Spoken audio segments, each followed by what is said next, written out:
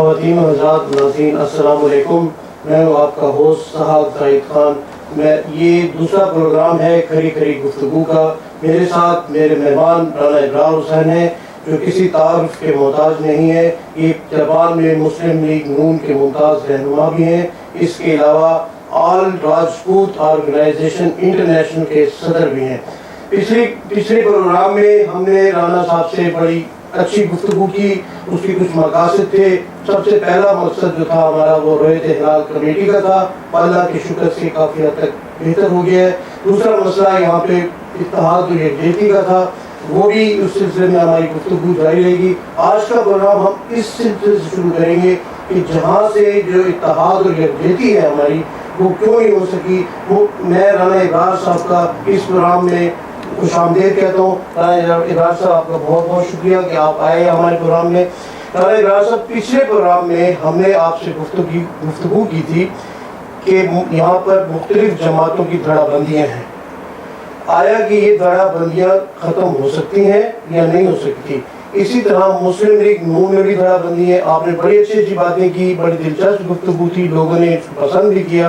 اب آپ کے بارے میں آپ کا کیا رائے ہے اس بارے میں, یہ دھڑا بندی کیوں ہے اور کب ختم ہوگی؟ اس کا کوئی حل, کوئی سولوشن ہے ایسا کہ جس کے ذریعے یہ دھڑا بندیاں ختم کی جا سکیں؟ بسم اللہ الرحمن الرحیم. بہت شکریہ جناب زہاق زاہد صاحب, آپ نے مجھے پھر دوبارہ موقع دیا گفتگو کرنے کا. تو آپ کا پروگرام بھی ماشاءاللہ کھری کھری گفتگو ہوتا ہے اور سوال بھی تند و تیز کرتے ہیں آپ. جی جی. تو جواب احتیاط سے دیتا ہوں, لیکن پھر بھی حقیقت جو ہے وہ تو کھری کھری جب کرنی ہے بات تو اس میں تو پھر کھری کھری بات ہونی چاہیے. تو بات یہ ہے جی کہ سلوشن جو مسلم لیگ نون کے حوالے سے آپ نے بات کی ہے تو وہ یہ چیز ہے کہ اس کا حل میرے نزدیک تو یہ ہے. ویسے تو یہاں جو دھڑے بندی ہے, یہ تقسیم بٹی ہوئی ہے تنظیم, اس کو اکٹھا کرنے کے لیے ہم نے قدم اٹھایا تھا اور وہ سارے جوان نے بھی دیکھا. ہماری نیت کو بھی کوئی شک نہیں ہے, 3 سال ہو گئے ہیں, وہ بھی سارا دیکھا. تو مزید اس کو جو ہے متحد کرنے کے لیے میرے نزدیک ایک بہترین سلوشن ہے.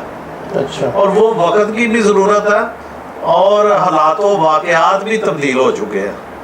یعنی کہ اس وقت ملک نور امان صاحب جو تھے وہ شیخ قیصر محمود صاحب اس وقت سیکرٹری اوورسیز تھے, تو انہوں نے 3 سال کے لیے انہیں مقرر کیا تھا صدر اور جنرل سیکرٹری بٹ صاحب کو.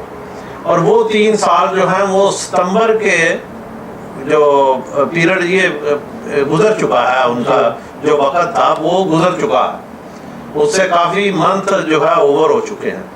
تو اس لحاظ سے جو قانونی آئینی طور پہ جب وہ ایز اے سیکرٹری تھے اور انہوں نے ایک 3 سال کے لیے ان کو مقرر کیا, تو وہ پیریڈ چونکہ پورا ہو چکا ہے, اس وقت ہم جو ہے وہ اکٹھے آغاز کیا چلنے کا اور اکٹھے چل رہے ہیں. تو اب چونکہ وہ پیریڈ پورا ہو چکا ہے, اب وہ ابہام ہے آئین کے اندر کہ ایک 3 سال کے لیے مقرر کیا قیصر صاحب نے. جب اس کا کنسٹیٹیوشن جاپان مسلم لیگ کا بنایا گیا تو اس کے اندر بھی 3 سال کا پیریڈ ہے, لیکن ہر 3 سال میں بائی الیکشن وہاں ہے کہ الیکشن کے ذریعے جو ہے وہ انتخابات جو ہے وہ ہوں گے اور اس کے ذریعے صدر جنرل سیکرٹری کا انتخاب عمل میں آتے ہوئے وہ اس اپنے عہدے پہ فائز ہوں گے اور اپنی سیاسی ایکٹیویٹی جاری رکھیں گے. تو وہ پیریڈ چونکہ جو آئینی پیریڈ تھا, وقت تھا, وہ پورا ہو چکا ہے. اس وقت اب ہم بھی انہیں ان کے ساتھ اس وصیت کو تسلیم کر رہے تھے, چل رہے تھے, لیکن اب چونکہ ابہام ہے اس کو اگر حالت جو دیکھا جائے تو وہ الیکشن ہے, انتخابات ہیں. اور اگر انتخابات بھی صرف ایک دھڑے کی حد تک کرائے جائیں تو وہ بھی سلوشن نہیں ہے اس کا. اچھا. ہاں جی, اصل بات یہ ہے کہ صرف انتخاب سلوشن نہیں کہ وہ پارٹی کے اندر اپنی من پسند کے لوگوں کو جنرل کونسل کا ممبر بنا لیا جائے اور پھر انہی سے شو آف ہینڈ کرا لیا یا نام دے دیا تو انتخاب ہو گئے، تو وہ بھی انتخابات نہیں ہے۔ اگر اس میں حافظ مہر شمس، اس میں ہمارے ساتھی کتنے ہیں جو باہر بیٹھے ہوئے ہیں، اور بہت سے لوگ ہیں جو مسلم لیگ سے جن کا گہرا تعلق ہے، جن کی مسلم لیگ کے لیے بڑی قربانیاں ہیں، اور پاکستان میں مسلم لیگی جو ہمارے رہنما ہیں قائد ہیں میاں نواز شریف صاحب، ان سے ان کے ذاتی مراسم بھی ہیں، تعلقات بھی ہیں، ان تک پہنچ بھی ہے۔ تو ایسے بہت سے لوگ ہیں کہ وہ مسلم لیگ کے اندر جیسے یہ سب سے بڑی جماعت تھی جاپان میں، اسی طرح پھر کام کرنا چاہتے ہیں، لیکن وہ کسی دھڑا بندی میں کام نہیں کرنا چاہتے۔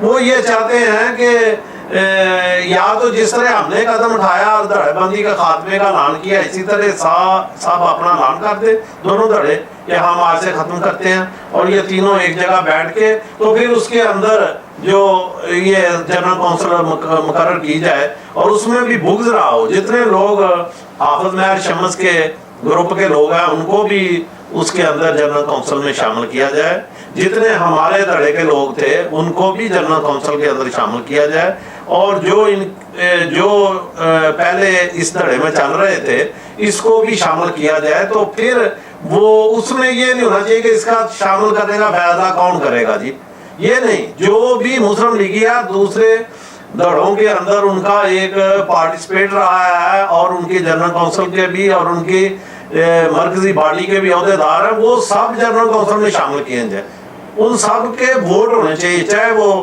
50 ہو جائیں، 60 ہو جائیں، 100 ہو جائیں۔ یہ ووٹ کیسے، اگر ہمیں کیسے پتہ لگے گا کہ یہ ووٹ کیسے رجسٹرڈ ہوگا؟ نہیں، میں وہ آپ کو وضاحت کرتا ہوں نا، میں نے 2 حل اس کے بتائے انتخاب کے۔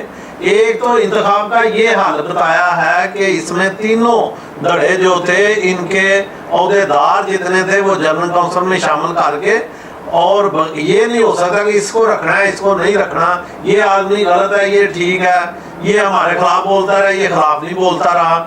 جو بھی مسلم لیگی کردار ادا کرتے ہیں، چاہے اس میں دیکھیں ہمارے بہت سے دوست ہیں، میں نام لوں تو وہ ختم نہیں ہوں گے، کیونکہ مسلم لیگ تو بہت بڑی جماعت ہے جاپان کے اندر ہے، اور اس کے ماننے والے بہت بڑے ہیں، چاہے وہ نگاتا میں بیٹھے ہوئے ہیں، یا وہ کوئی میتو میں بیٹھے ہوئے ہیں، یا کوئی یوکوہاما میں ہے، یا توچیکی میں ہے، یہ سب کو میرا مقصد ہے کہنے کا کہ اس کا حصہ ہونا چاہیے۔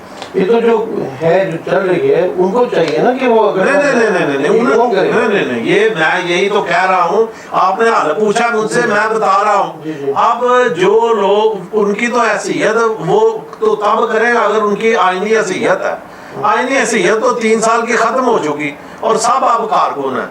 اب تو رضاکارانہ طور پر اپنی پارٹی کے سے وفا کرتے ہوئے، اپنے لیڈر سے پیار کرتے ہوئے، مسلم لیگ نون کے رہنما سے اس کے نام کو دنیا میں بدنامی سے بچانے کے لیے، اپنی پارٹی کو تھڑوں پر باتیں کر کے مسلم لیگ کی بدنامی سے بچانے کے لیے ہمیں چاہیے کہ ہم وقت کی ضرورت ہے کہ ہم جو ہے وہ سارے اب ورکر ہیں۔ میں نے اپنے نام کے ساتھ عہدہ نہیں لکھتا، اسی لیے کہ اپنا سب ہم برابر ہیں اس وقت۔ میری نظر میں ابھائی شمس بھی برابر ہے، میری نظر میں شیخ کیسر بھی برابر ہے، میری نظر میں ملک نور بھی برابر ہے، سب برابر ہیں۔ میں اس میں کسی کو کوئی وہ ذمہ داریاں جو ہیں وہ نہیں ہیں آئینی لحاظ سے۔ اگر حل دیکھنا ہے تو یہ تلخ ضرور ہے، کڑوی گولی ہے، نگلنی پڑے گی۔ اور دوسرا اس کا انتخاب کا حل یہ ہے کہ اگر یہ تینوں دھڑوں سے آپ جنرل کونسل نہیں بنانا چاہتے تو پھر ایسا کریں کہ ایک پیریڈ مقرر کر دیں 3 ماہ کا، کہ 3 ماہ ٹائم دیا جاتا ہے تمام جو ہے جتنے بھی دھڑے کے کلیم کرتے ہیں وہ لوگ اپنے اپنے پہلے نمبر پہ تو اعلان کریں، اپنے اپنی ویب سائٹ پہ یا کسی ایک پلیٹ فارم پہ، یا ہمارا پلیٹ فارم حاضر ہے، ہمارے آپ کے پلیٹ فارم پہ آگے یہاں گفتگو کریں۔ آپ کے تو پلیٹ فارم میں آج کی نیوز آواز حق میں بھی یہی پڑھی ہے کہ اس میں تو یہ نہیں کہ کسی دھڑے کو بلا لیا اور کسی دھڑے کے آدمی کو نہ بلایا۔ اگر نون لیگ کے 3 دھڑے ہیں، 2 دھڑے ہیں، تو دونوں تینوں کو ٹائم ادھر آپ کے مطابق تو دیا جائے گا کہ آجے بات کرے اور اسی طرح وہ ان کی بات ہوگی اور لوگ سنیں گے. یہ جو کانسٹیٹیوشن بنا ہوا ہے جاپان میں مسلم لیگ کا، اس میں کیا دوسرے یہ حافظ شمس ہے؟ نہیں، اس میں تو کانسٹیٹیوشن کے اندر تو انتخابات ہیں، کانسٹیٹیوشن کے اندر تو انتخابات ہیں. تو انتخابات کے لیے حل جو میں بتا رہا ہوں اس وقت یہ ضرورت کا یہ ہے کہ اس وقت تو دھڑے بندیاں نہیں تھی، اب دھڑے بندیوں کے درمیان حل تلاش کرنا ہے نا. تو اس کا یہ حل ہے کہ 3 ماہ کا پیریڈ دے، اور جتنے کلیم کرتے ہیں کہ میں مسلم لیگی ہوں، میں میاں نواز شریف کو مانتا ہوں، میں مسلم لیگ نون سے میرا تعلق ہے، جو بھی زید بکر جو بھی ہے اس سب کے ووٹ بنائے جائیں، ووٹ لسٹ تیار کی جائے. اس میں حافظ شمس صاحب اپنے تمام جاننے والوں کے ووٹ بنوائیں جو مسلم لیگ کا کلیم کرتے ہیں. اس میں ملک نور صاحب اپنے تمام جاننے والے مسلم لیگیوں کا ووٹ بنائیں جو کلیم. ہم نہیں اعتراض کریں گے کہ یہ تو مسلم لیگی نہیں ہے، اب اس کا کیوں ووٹ بنا. جتنے مرضی بنا رہے ہوں، مسلم لیگی ہوں، مسلم لیگی نظر آئیں، دنیا کو بھی پتا. اس میں اگر 5-10 زیادہ ان کے بڑھا دیتے ہیں، 50 زیادہ، ہمیں کوئی اعتراض نہیں. جو کلیم کرتا ہے کہ میں مسلم لیگی ہوں زبان میں، اس کا ووٹ بنائے. اسی طرح ہم بھی ووٹ بنائیں گے. تو پھر جب سب کے ووٹ بن جائے 3 ماہ کے پیریڈ کے اندر، تو اس کے بعد اس ووٹر لسٹ کو کمپیوٹرائز کیا جائے گا. اس کے لیے میں سسٹم بناؤں گا، آئی ٹی والوں سے میرا اس پہ کام ہو چکا ہے. اس کے لیے ہم سسٹم بنائیں گے، اور ووٹ جو ہے وہ پرچی سے نہیں ڈالا جائے گا، کمپیوٹر سے ڈالا جائے گا. وہ اپنے نمبر کے حساب سے ان کا نمبر الاٹ ہوں گے، اس کو اپنے موبائل فون سے بھی جو ہے ووٹ ڈال سکتے ہیں. تو وہ پھر کوئی جعلی ووٹ کا وہاں 1% بھی چانس نہیں ہوگا. ان کے درمیان کوئی انا کا مسئلہ تو نہیں ہے کہ میں صدر ہوں تو میں صدر ہوں، جیسے آپ نے اپنے ڈیزائن کیا کسی مقصد کے تحت کیا کہ جی میں نے اس کو ختم کرنا ہے، ایک فارم پہ لے کے آنا ہے، سب کو اکٹھا کرنا ہے، آپ کا مقصد ٹھیک تھا. کہ دوسرے اپنے انا کا مسئلہ تو بنا کے نہیں بیٹھے ہوئے. دیکھیں جی، بات یہ ہے کہ انا کا مسئلے پہ ہی انا کو جب مجروح کیا جاتا ہے، کسی کی انا کے ساتھ کھیلا جاتا ہے، تو کسی کے ساتھ زیادتی ہوتی ہے، تو پھر یہ انا کا مسئلہ بنتا ہے نا جی.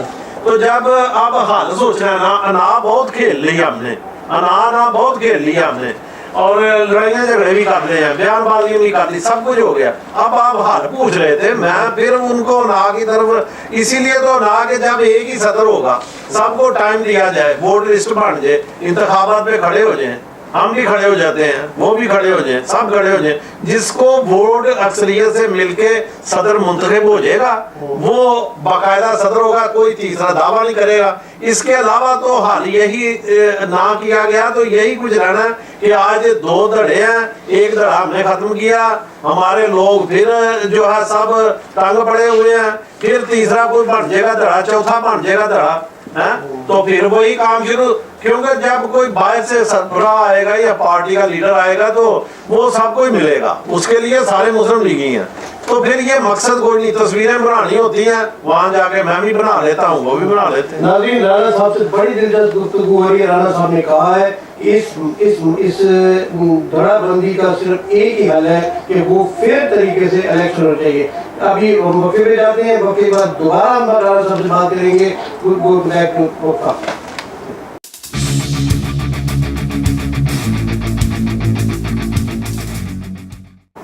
ناظرین، وقفے کے بعد دوبارہ آپ کو خوش آمدید کہتے ہیں.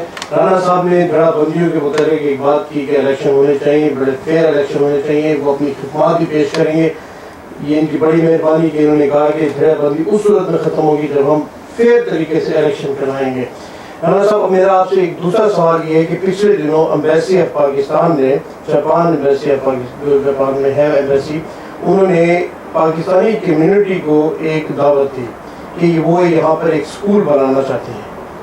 تو وہ کافی لوگ آئے، کچھ لوگوں نے اعتراض کیا بننا چاہیے، کچھ لوگوں نے کہا نہیں بننا چاہیے. تو آپ اس کے بارے میں آپ کی کیا رائے ہے کہ سکول کس قسم کا ہونا چاہیے، بننا چاہیے یا نہیں بننا چاہیے؟ دیکھیں جی، بات یہ ہے کہ ایمبیسی آف پاکستان نے، سفارتخانہ پاکستان نے دعوت عام دی تھی لوگوں سے تجاویز طلب کرنے کے لیے. تو 10,000 کی کمیونٹی میں سے چند درجن لوگ ہی گئے تھے. 2 دفعہ بولا ہے، دوسری میٹنگ ہے. تو ایک تو ان کی یعنی 10,000 کی کمیونٹی ہے، تو ان کے اگر بچوں کا حساب کیا جائے سب شادی شدہ ہیں تو وہ بچے کتنے، ایک آدمی کا ایک بچہ تو نہیں ہوتا نا، 2 بچے 3 بچے 4 بچے، تو اس حساب سے تو یہی کافی تعداد بڑھ جاتی بچوں کی۔ تو ایک چیز تو یہ ہے، دوسرا یہ ہے کہ ہمارے جو ادھر پاکستانی لوگ رہتے ہیں نا جی، ان کی جو وائف ہیں وہ میرا خیال ہے 90% جو ہے وہ جاپنیز وائف ہیں ان کی، اور ان کے بچے بھی ہاف ہیں، تو وہ زیادہ تر جاپنیز اسکولوں میں پڑھ رہے ہیں۔ ان کے جو اسکول ہے ان کا معیار تعلیم جو ہے وہ بھی آپ کے سامنے ہے کہ بہت ترقی یافتہ ملک ہے یہ، اور وہاں ہر طرح کی بچوں کو سہولت ہوتی ہے، بڑے بڑے اسکول ہوتے ہیں، اس میں جو ہے کھیلوں کا پورا انتظام ہے، مختلف کھیلوں کا، ان کی ذہنی نشو و نما میں، جسمانی نشو و نما کے لیے بھی بھرپور طریقے سے سارے انتظامات ایک پراپر طریقے سے ہیں، جو کہ ہمارے ابھی پاکستان میں شاید چند ایک انگلیوں پہ گننے والے سکولوں کے علاوہ ان کا معیار یہ نہیں جو جاپان کے سکولوں کا معیار ہے، اور وہ بچے وہاں تعلیم حاصل کر رہے ہیں۔ اچھا، رہی بات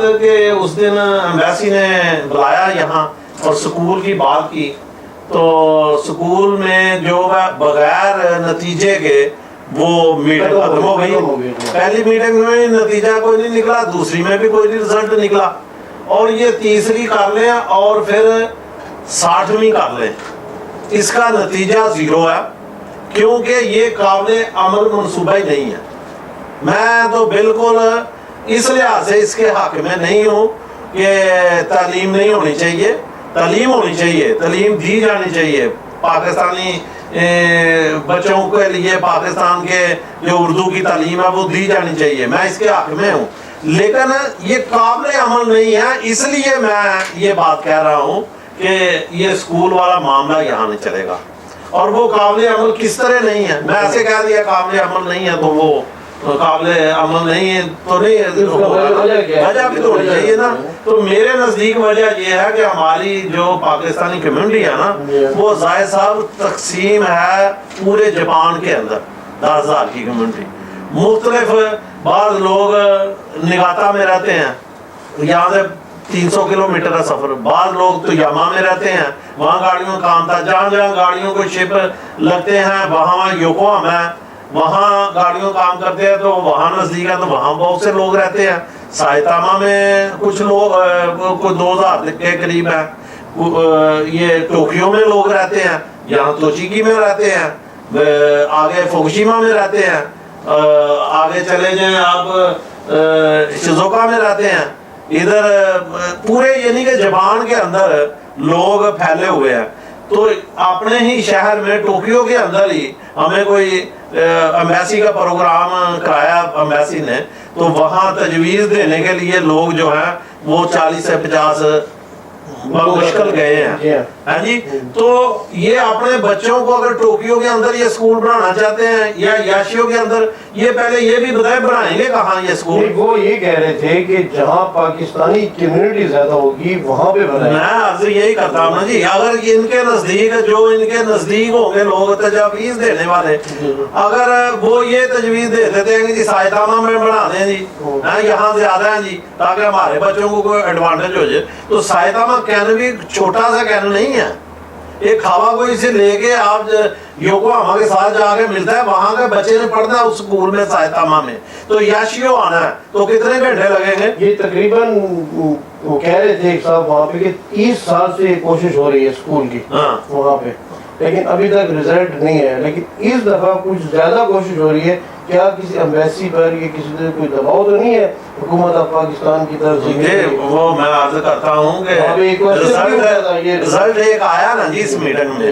کہ ایک سیاسی جماعت کے رہنما جو ہیں ملک نور صاحب، ان نے کھڑے ہو کے بتایا نا جی کہ میں صدر پاکستان سے مل کے آیا ہوں اور ان سے وہ فیزیبلٹی رپورٹ جو ہے وہ بتائی ہے ہم نے، اور وہ لوگوں کے لیے کہ لوگوں کے بچوں کو اسکول ملے، تو انہوں نے بات کی کہ ہماری حکومت جو ہے وہ چاہتی ہے، تو وہاں پیپل پارٹی کے جو ہے رہنما کھڑے ہو گئے، نعیم غنی رائی صاحب، اور انہوں نے کہا کہ جی پہلے ہمیں واضح کیا جائے کہ آج آپ نے بلایا ہے یا کہ صدر پاکستان سے یہ مسلم لیگ نون والے لے کے آئے ہیں تو ان کے لیے ہم کو بلایا گیا ہے، تو وہاں ایک ہنگامہ ایسی ہوگی۔ یہ کمیونٹی میں تو عدم برداشت اتنی زیادہ ہے کہ یہ کسی کی اچھی بات کو بھی نہیں سنتے، بری کو تو خیر سنیں گے نہیں، اچھی بات بھی نہیں سنتے۔ اگر چلو اس نے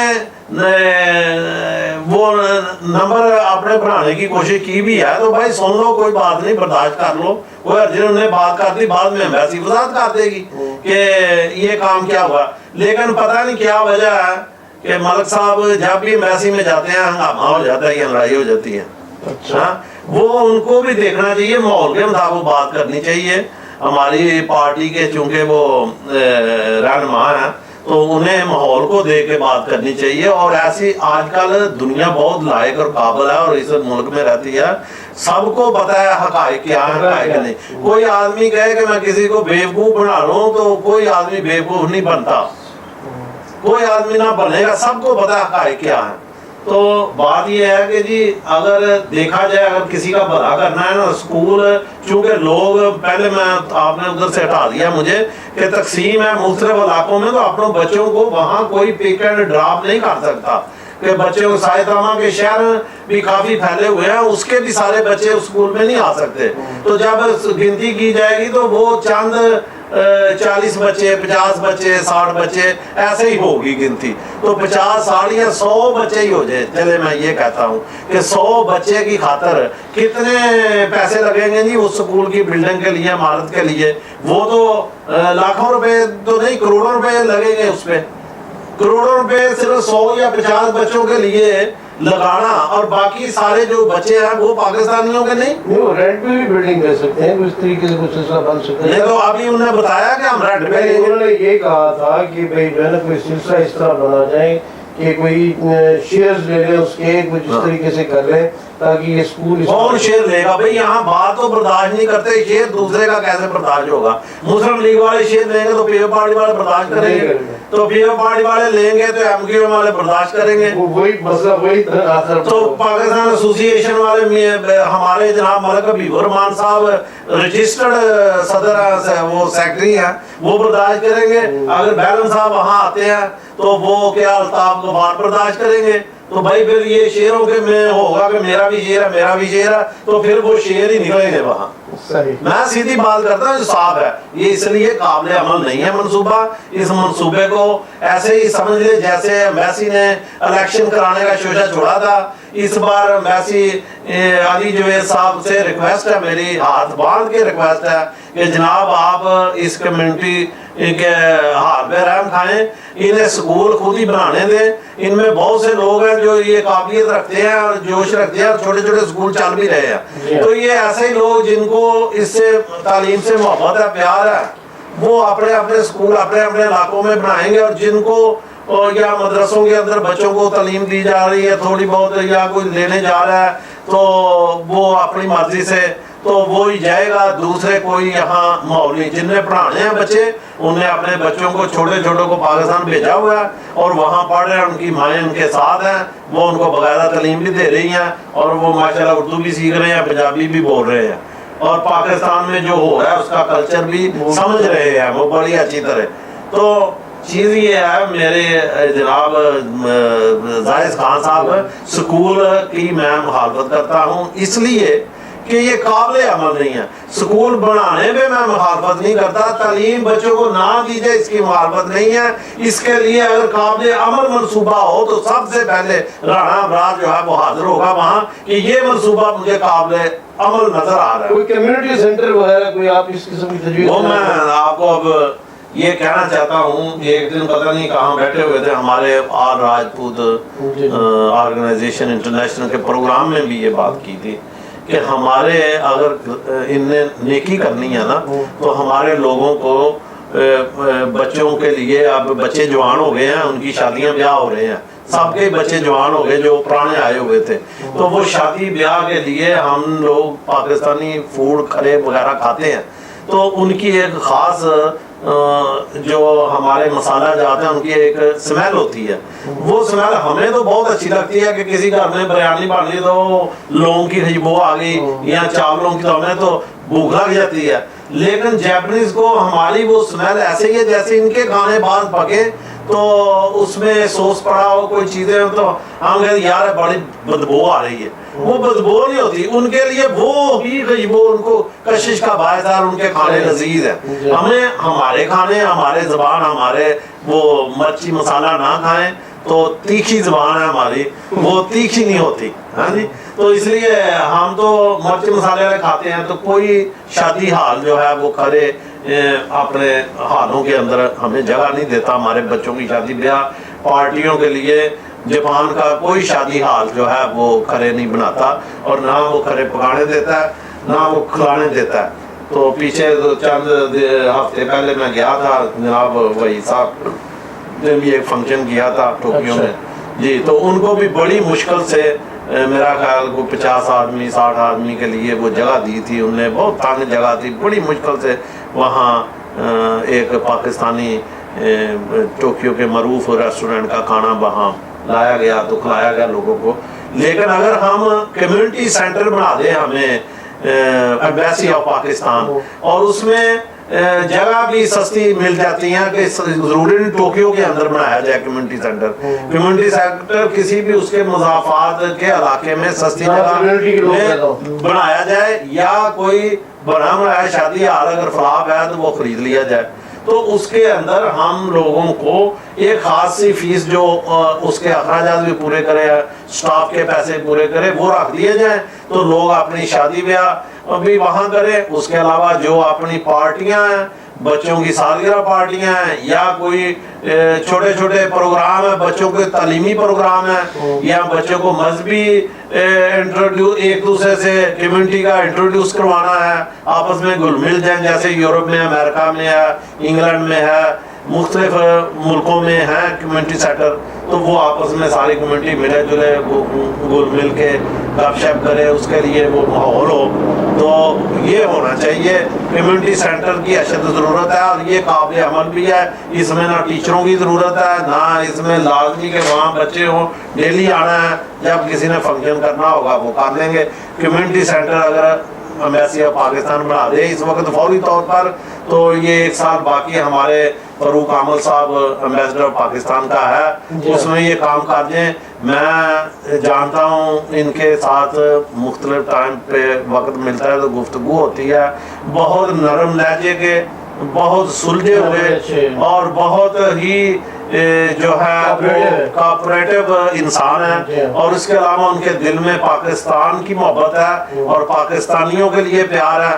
وہ جب سے آئے ہیں ان نے کسی قسم کا کوئی ایسا کوئی ایشو نہیں اٹھا کہ جس پہ ان کو کسی نے تنقید کی ہو. تو ان کا پیریڈ بہت اچھا پیریڈ ہے. یہ بحیثیت انسان بہت اچھے انسان ہیں, اور انہیں فکر رہتی ہے پاکستانیوں کی, پاکستان کے بچوں کی.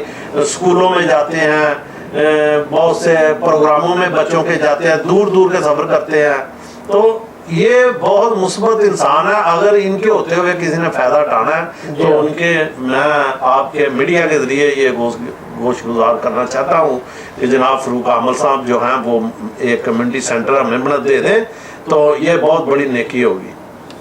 ناظرین, جیسے رانا صاحب نے بتایا کہ یہاں پہ اسکول کے بجائے ایک کمیونٹی سینٹر بننا چاہیے جس میں تمام لوگ اپنے کلچر کو پروموٹ کریں. انہوں نے یہ بھی کہا کہ ایمبیسڈر آف پاکستان بہت حلیم طبع ہے, بہت ملنسار ہے, لوگوں کا دکھ جانتے ہیں. باقی یہ صحیح کہتے ہیں کیونکہ اب ایمبیسی کا ٹیلی فون ایک بیل پہ اٹھ جاتا ہے, اٹینڈنٹ اس کو فوراً پک کرتا ہے. یہ صرف یہ ایمبیسڈر کے آنے کی وجہ سے کچھ چینجز ہوئی ہیں. کمیونٹی یہ چاہتی ہے کہ اسی ٹینور میں ان کے ایک بننا چاہیے. ناظرین, ہمارا پروگرام کا وقت ختم ہو رہا ہے. ہم نے گفتگو تو رانا اقبال صاحب سے بہت کرنی تھی, لیکن وقت ہمیں اجازت نہیں دیتا. آپ اپنا فیڈ بیک ضرور دیجیے گا. ہمارا ای میل ایڈریس ہے awazhaq1@gmail.com. اللہ حافظ. نیکسٹ پروگرام کے لیے